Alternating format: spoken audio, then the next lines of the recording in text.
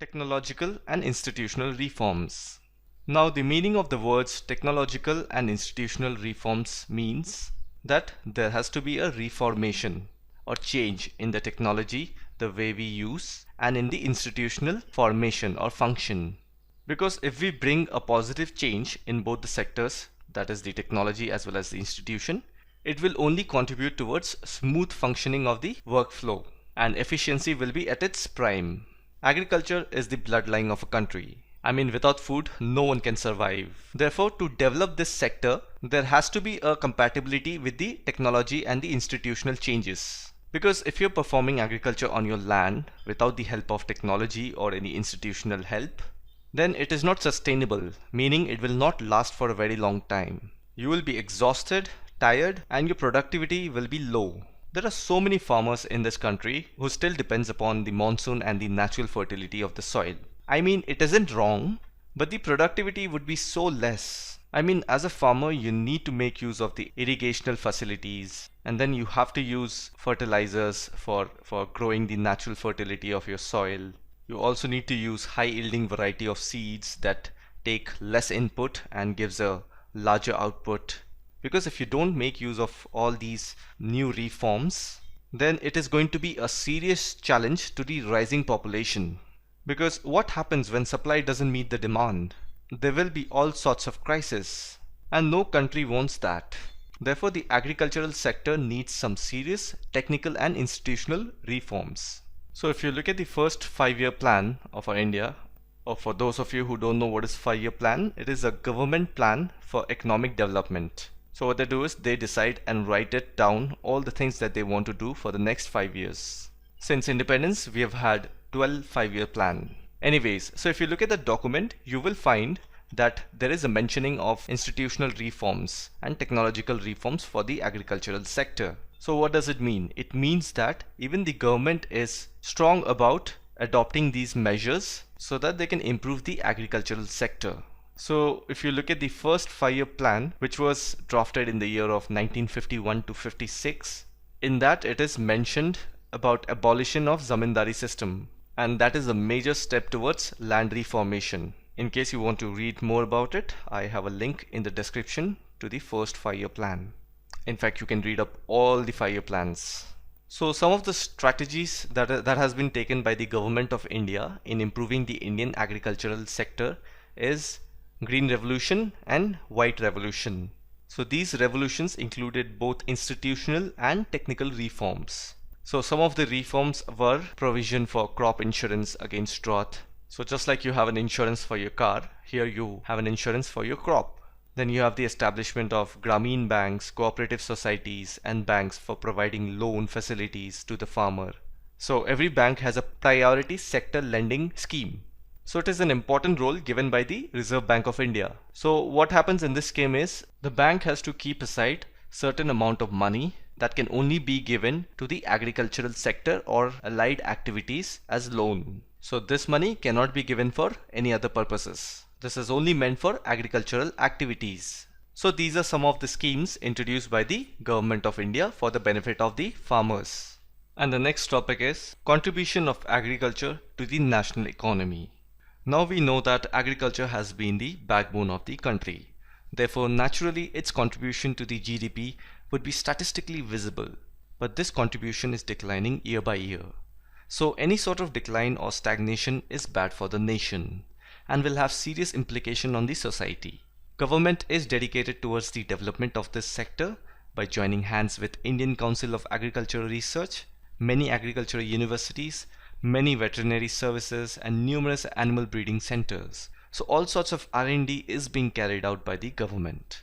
Now another challenge that our country faces today is that our GDP is increasing, but the employment opportunity is not. I'll just give you a brief illustration as to what I just said. So GDP is nothing but the value of all the finished goods and services produced within a country. Now I want you to imagine two countries having GDP of 100. So country A has 100 and country B has 100. And also assume their population is the same, that is 10 people. So in country A, 10 people are earning 10 rupees in order to generate a GDP of 100. Fair enough? Now in country B, 5 people are earning 20 rupees each in order to generate a GDP of 100. and rest 5 people are unemployed. So you see, increase in GDP does not mean the country is doing well in terms of employment. Now with the similar principle, we can also think of it this way. Though the GDP must be increasing for the country year by year, but then the growth rate of agriculture is decelerating. So the three most important sectors, agriculture, industries and services. So these three sectors broadly determines the kind of job that we are in. So currently India's GDP is 7.3. Now it's really good, it's high. But if you look at inside, the services sector is high, followed by industries, and then last is agriculture. And moments back we just read that agriculture is the backbone of the Indian economy. If that is low, what good is it going to do to the country? I hope you get what I'm trying to say. And because of the increase in the services sector, a lot of things are being outsourced from developed nations to our country, including jobs, products, services, etc. And because of that, Indian farmers are facing a big challenge from the international competition. And then on the other hand, government is also not increasing the funding in the agricultural sector. And because of all of this, farmers are withdrawing their investment from agriculture. There are a lot of people who were farmers once upon a time. They have left the agricultural sector and have moved towards the services sector for employment. So just imagine if the entire population moves from one sector to another, it is going to be catastrophic. Though it may promise you comfort, job security and benefits, but we need sufficient amount of people at different sectors so that no sector is empty. Especially we cannot afford to empty the agricultural sector. It needs to be properly fed with investment. So this was the contribution of agriculture to the national economy.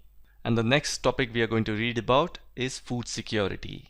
So the meaning of the term food security is having reliable access to a sufficient quantity of affordable, nutritious food. Usually the countries with higher incidence of poverty do not have food security, because there are many geographical, political, as well as economical reasons. Apart from all of this, there are places which are prone to natural disasters, and they are so remote that it's very difficult to supply food over there. Even such kind of places exist in today's world. So in order to deal with this problem, the government has designed something called National Food Security System.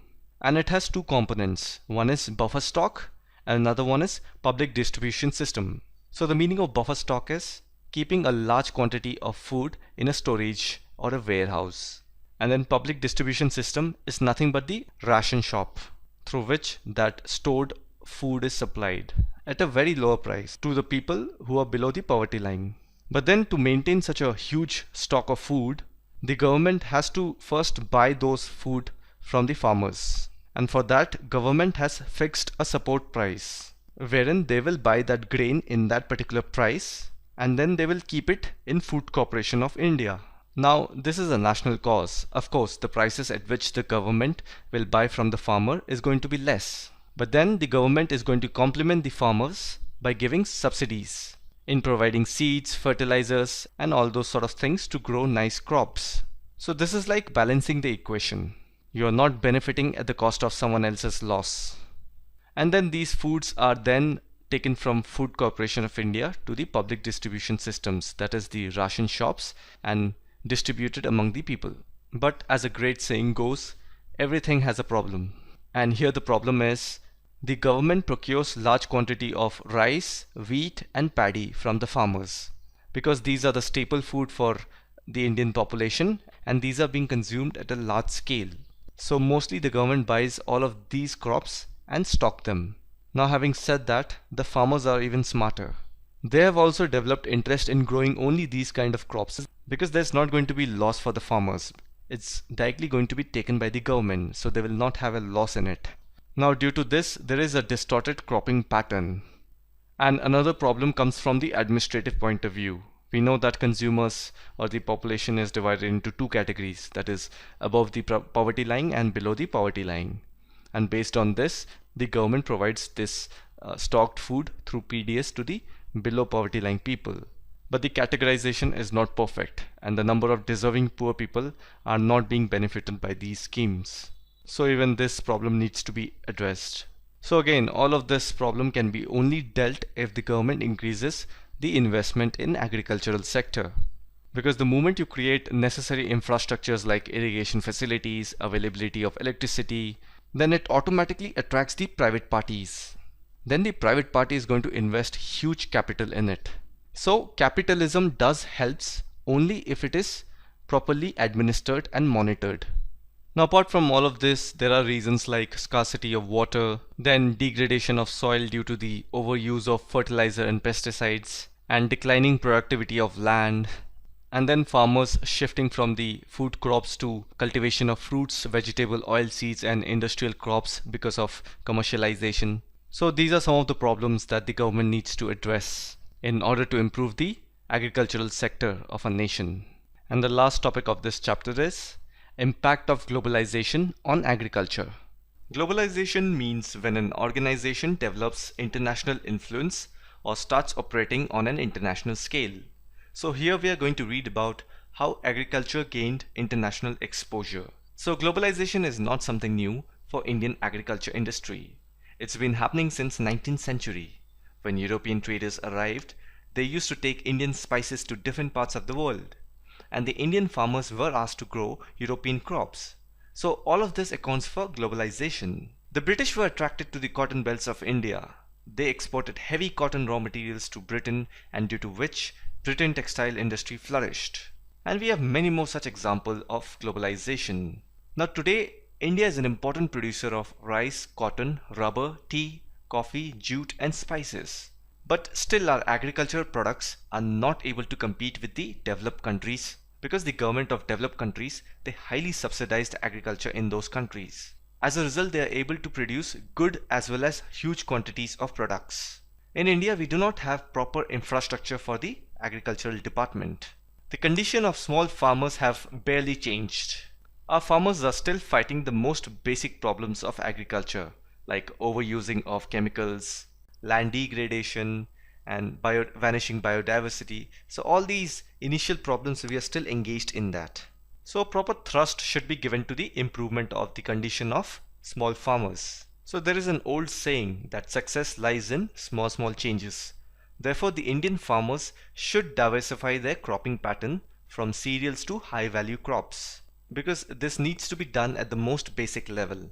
Though we can sit and talk about institutional and technical reforms, but at the ground level, farmers need to understand this logic behind diversifying the cropping pattern. We have to learn the art of harnessing the diverse climate, and in the process grow a wide range of high value crops. So with this, we have come to an end of this chapter. I hope you have found this video informative.